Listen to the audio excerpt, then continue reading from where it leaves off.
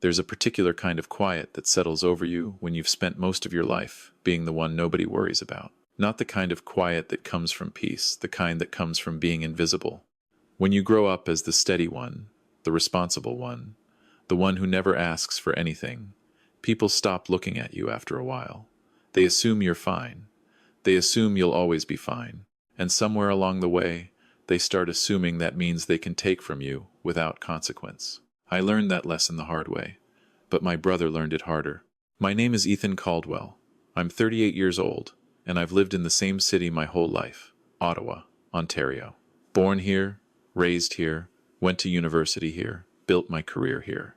I'm the kind of person who knows which roads flood in spring and which coffee shops are actually open on Boxing Day. I'm a creature of routine, and I like it that way. Routine keeps you sharp. Routine means you notice when something is off. I work for the Canada Revenue Agency.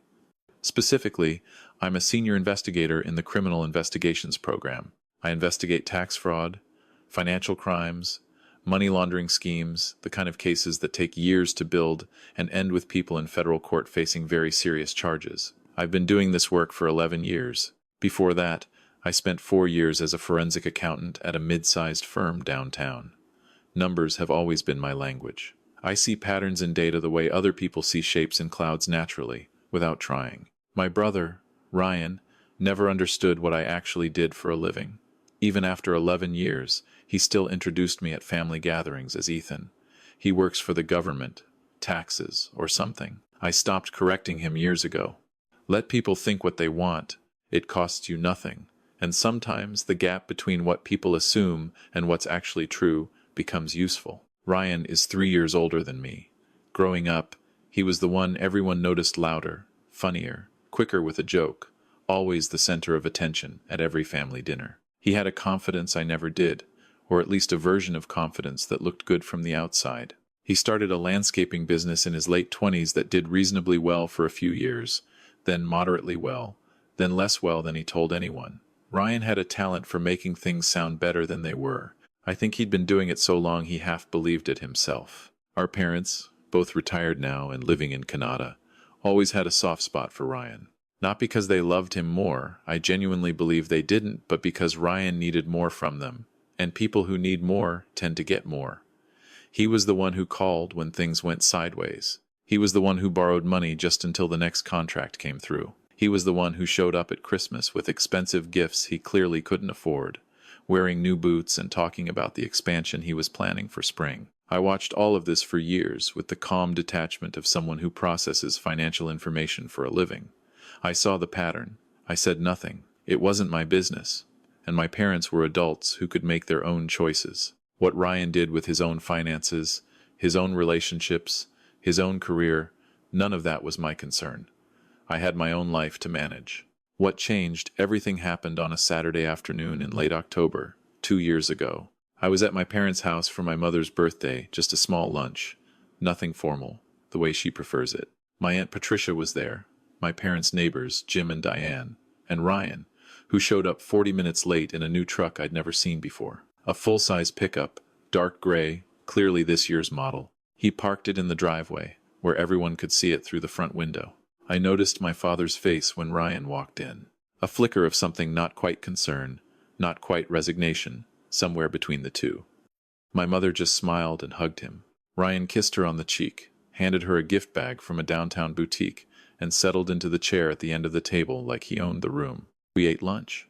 We talked about my mother's garden and the early snowfall that had already hit parts of the province, and whether the Senators had any real chance this season. It was comfortable in the way family gatherings can be comfortable. Familiar rhythms, familiar jokes, familiar silences. It was over dessert that Ryan leaned back in his chair, looked across the table at me with a grin I recognized from childhood, and said something that changed the entire afternoon. "Hey, did I tell you what I did?" He wasn't asking everyone. He was asking me specifically. I could tell by the way he was looking at me, that particular gleam that meant he'd done something clever and wanted credit for it. "Tell me what," I said. "I sorted out my cash flow problem," he said. "Got a business line of credit. 120,000. I kept my expression neutral. Good for you.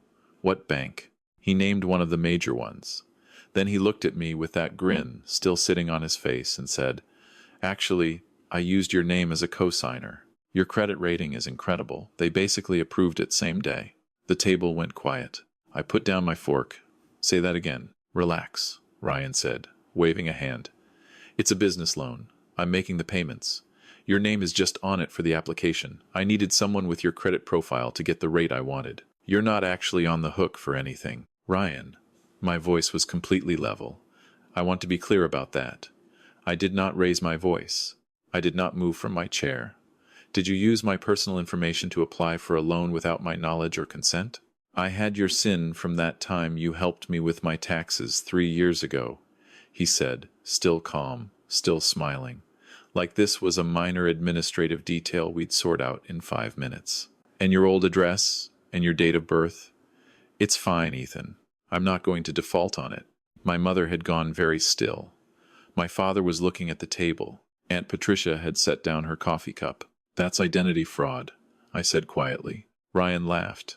Not nervously, genuinely laughed. The way he laughed at something he found absurd. It's not fraud, it's family. You weren't using your credit for anything. It's just sitting there. Your credit rating is too good to just leave sitting there, he continued. And I could hear in his voice that he'd rehearsed this logic, that he'd told it to himself enough times it had become true to him. The business needed the capital. I've got 3 big contracts lined up for spring. I'll have it half paid down by June. You'll never even know the difference. I already know the difference, I said. I'm looking at you right now. My father cleared his throat. Ryan, maybe you should have asked first. He would have said no, Ryan said simply, like that explained everything. Like the entire problem was that I was the kind of person who would say no to reasonable requests. What happened next is something I want to describe carefully, because I think it matters. My mother looked at me with an expression I'd seen before, the one that meant she hoped I would let it go. My Aunt Patricia was looking at her hands. My father had the expression of a man who wanted to say the right thing and couldn't find it. And Ryan was still sitting there with the casual ease of someone who had correctly predicted how this room would respond. Nobody in that room thought I was going to do anything. I think that's worth sitting with for a moment. My brother had just admitted in front of multiple witnesses, over my mother's birthday cake, that he had stolen my personal information and used it to fraudulently obtain a 6-figure loan. And the ambient expectation in that room was that I would eventually sigh, say something like, just pay it back, and we'd move on to more coffee. I excused myself, went to the bathroom, and texted my colleague and friend Deepa, who covers financial fraud cases in our Ottawa district. I said, I need to check something on Monday. A business loan application. I may be the victim of identity fraud. I'll send you the details. She responded within 2 minutes with a thumbs up. That was all I needed. I came back to the table, had a second slice of my mother's birthday cake, and talked about the senators for another 20 minutes. Ryan left before me. He hugged my mother, clapped my father on the shoulder, told me don't overthink it, man on his way out the door, and drove away in his new truck. I helped my mother clear the dishes. I said goodbye at the door. My father stopped me on the porch and said, quietly, he means well. You know? I know, I said. And then I drove home. That Sunday I pulled my credit report. The loan was there, $120,000. A business line of credit. My name listed as co-applicant. Ryan's company as the primary borrower. The application had been submitted 6 weeks earlier. I had received no notification because Ryan had updated the contact information on the application to a different email address. He'd been thorough about it. I'll give him that. I also noticed something else. There was a second inquiry on my file from a different financial institution, dated 4 months prior. A smaller amount, $22,000, but the same pattern. Ryan's company, my personal information. I hadn't known about that one either. Monday morning I walked into the office and sat down with Deepa for 40 minutes. I laid out everything I had, the credit report, the dates, the loan amounts, the institutions involved. I told her about the Sunday dinner, about the admission in front of witnesses. She listened without interrupting, which is one of the things I've always respected about her. You know, we'll need to recuse you from any direct involvement, she said. I know. And you understand this could go federal. I know that too. She looked at me for a moment. Are you sure you want to do this? He's your brother. I thought about that question seriously. I want to be honest about that. I didn't dismiss it.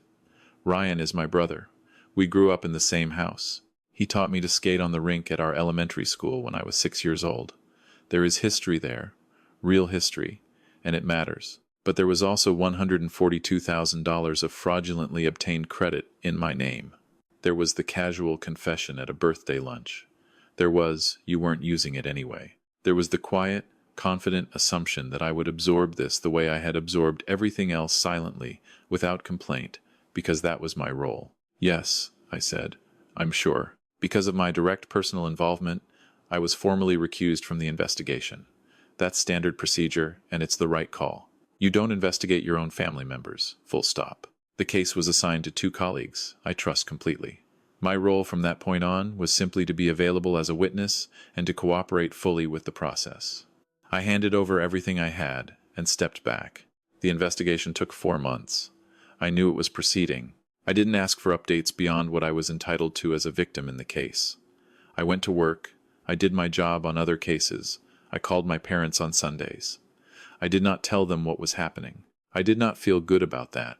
But I also understood that telling them would only create pressure on me to intervene, and I wasn't going to do that. Ryan called me twice during those 4 months. The first time, about 6 weeks in, he left a voicemail asking if we were still good and mentioning that the first loan payment had gone through fine. I didn't call back. The second time, maybe 2 months later, he called from a number I didn't recognize and left a message saying he'd heard something through a friend and wanted to talk. That one I forwarded to my colleagues.